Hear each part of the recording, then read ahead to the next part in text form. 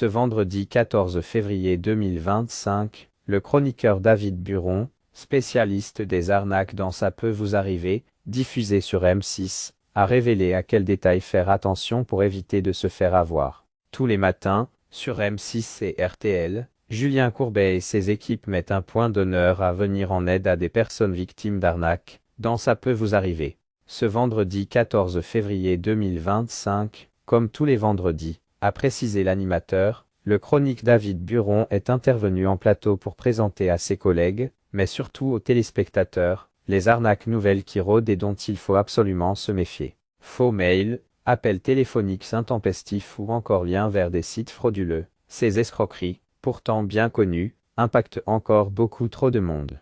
Aujourd'hui, le spécialiste des fraudes a expliqué qu'il existait encore de nouvelles méthodes pour voler les gens, et voici lesquels. Courrier postal, terminal sans contact, vol à la pompe à essence.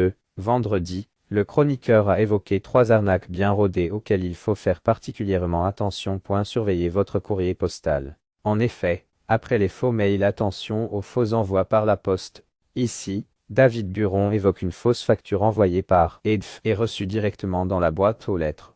Nous vous informons, dans le cadre d'un changement de domiciliation bancaire, que nous n'avons pas reçu l'intégralité de votre dernier prélèvement, est-il écrit sur le courrier.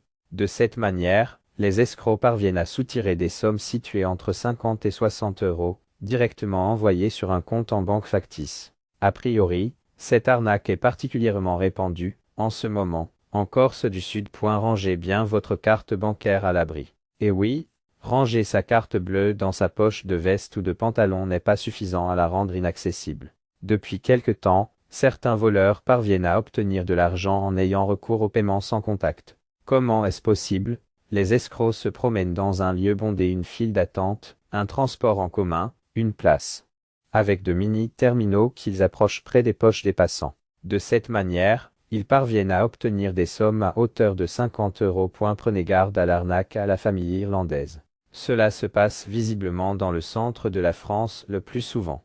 À la pompe à essence sur les aires de repos, des familles se font passer pour des Irlandais étant en vacances en France et indiquant avoir une panne de voiture. Certains disent aussi ne plus avoir assez d'argent pour mettre de l'essence. Ces escrocs demandent alors à une personne bienveillante de bien vouloir leur retirer de l'argent en échange d'un virement bancaire. Malheureusement, ils montrent une fausse capture d'écran du virement et n'envoient finalement jamais les sous.